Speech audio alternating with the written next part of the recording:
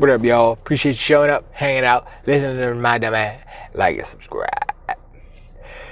So, there's a little peculiarity words. I'm tired right now. I got like 2 hours sleep last night. Explanation not needed. Anyway,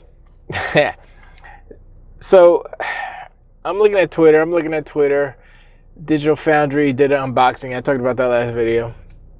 And now they're going to put out a review of the PlayStation 5 Pro. And they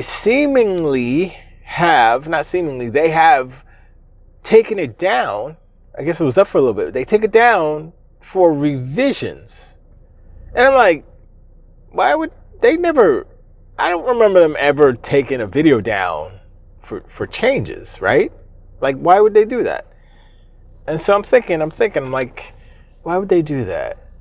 I think Papa Sony might have come and said, yeah, we don't like how you talking shit about, us, the big dogs. I don't think, I guess before they took it down, somebody had clipped it already and had Oliver basically laughing at the fact that, oh yeah, it's what did he say? Barely any difference.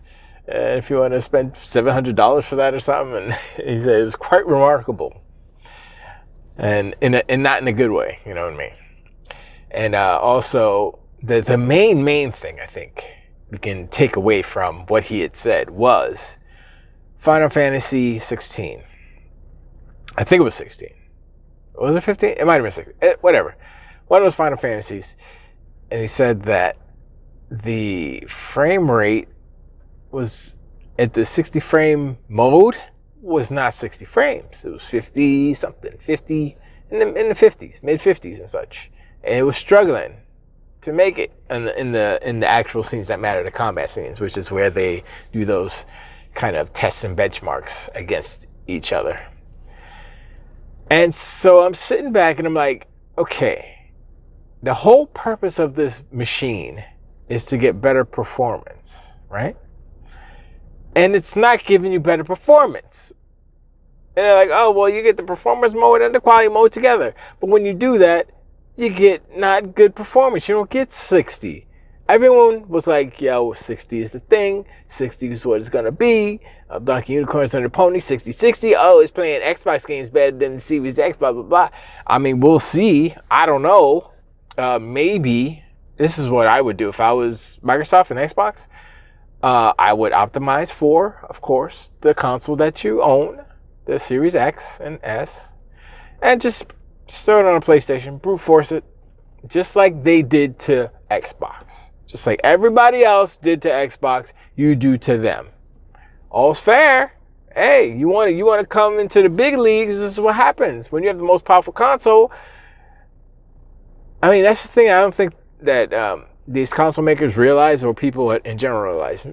Think back to a little game called Crysis. Crysis was the benchmark for PCs for a long time because there was a question. You build a PC, can it run Crysis? That's what people would say.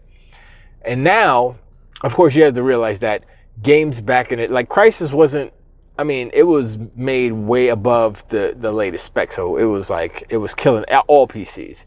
But that's not what everybody's playing, so you won't be playing the best version of that game because that's not what they optimize for. You can do it, you can get a lot out of it because of how they made the game, but ultimately it's a mid game, somewhere in the middle. And it's a little different with I don't know. Yeah, I mean, it is a little different. I think it's actually easier for console developers because you don't have to, you have 1, 2, maybe 3 different versions, right? Which is the same as, maybe it's more on PC, I don't know, but it's basically the same as PC because you got low end, mid, which is usually, well, I'd say low end and then recommended, which I would say is mid. And then you have the super high stuff that they don't even really take advantage of, the 4090s and stuff like that. They're not going to do that because nobody, the install base for a proper PC is so small, it's not worth it. And it's the same thing that's happening in the console space where these developers are like, We can just throw it up on the most powerful console because it can run it, because it can brute force it. And that's what PlayStation just stepped into. They just stepped into the most powerful console. It's going to brute force it. Nobody's going to like if here's the thing. If developers were going to take full advantage of the PlayStation 5 Pro, Final Fantasy 16 would be running at 60 frames with quality mode, with performance and quality mode together. It would be. It wouldn't be under 60, period. But they didn't optimize it for the PlayStation 5 Pro. You see what's happening here? Everything's starting to even out. Now you're going to see a whole bunch of PlayStation games that are not optimized, and so they're not going to perform as good as the PlayStation Vanilla, the PlayStation Amateur. I mean, sure, the graphics will be crisper on the Pro, but your frames are not going to be crispier. Your frames are going to be worse. This is the reality of the PlayStation 5 Pro. And the price, I mean, look, Digital Foundry said it.